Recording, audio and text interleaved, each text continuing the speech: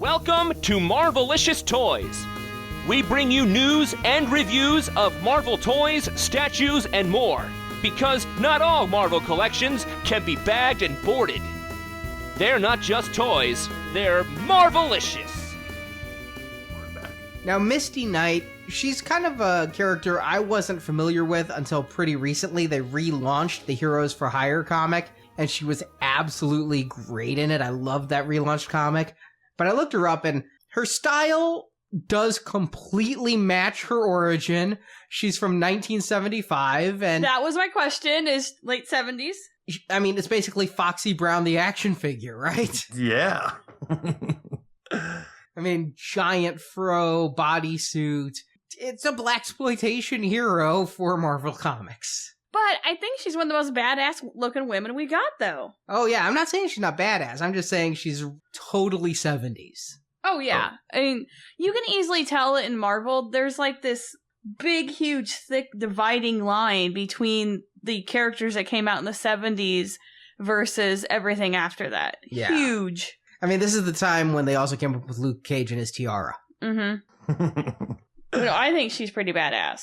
What I'm digging here is the newness going on. The first thing that stands out to me is this holster. This is really cool. The way it kind of sits high up on one of her hips and then comes down lower and wraps around her thigh. That just looks cool. And something really weird that they've never done before in my memory. Her pistol is removable, but when they shipped her, they put it in the holster. I didn't know she had an accessory until I took her out of the package. Yeah, when I first got it, I was like, oh, wait, there is a gun in there. Is it removable? Oh, it is. Yeah, I had the exact same experience. And it's gold.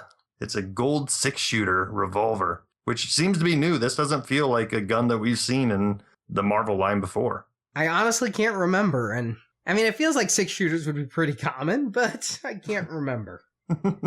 I haven't seen a gold one, though. I'll give it that. But yeah, that is kind of a nice thing. It also wraps around her upper thigh. It's freely on there. It's just well done because it's attached to her thigh, which, you know, you can move it up and down if you absolutely want to get off there. And then it just kind of sits on her hip, which is awesome because considering a lot of times with these female characters where they have a sash or something wrapped around their hips, it never sits quite right. This is sitting just perfectly. And I mean, talk about newness. I absolutely love, like, the beehive hairdo.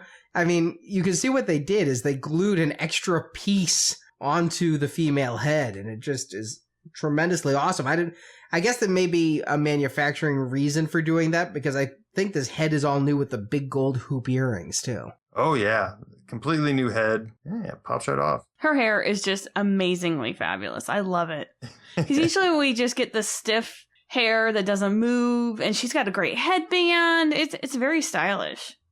Now, this upper torso, her boob area, I'm tempted to think that this probably comes from a Black Widow, but then again, I don't think it does, because it looks unique to this figure. Well, the Black Widow that came way back with those Marvel Legends 2-pack Toys R Us exclusives did have a bit of cleavage showing, but did not have the straps and pouches going on her back and under the armpit area. Nice. So we get some newness there, and this whole thing is cast in kind of a cool metallic red plastic and then almost dulled down with a matte finish over it. So it's shiny, but also at the same time not metallic shiny.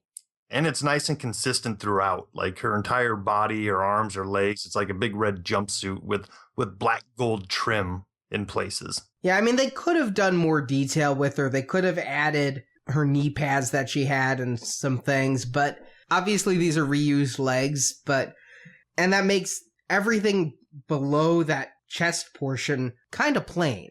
I'm okay with it considering she comes from the 70s. You know, I mean, maybe they could give her some bell bottoms or something just to kind of complete it, but if she's going to be in her superhero outfit, this works for me. What I'm digging is her gold fist. Yeah, I like the figure a lot. I really do, and because I'd read that comic, I'm jazzed to get her. Thanks for watching this video.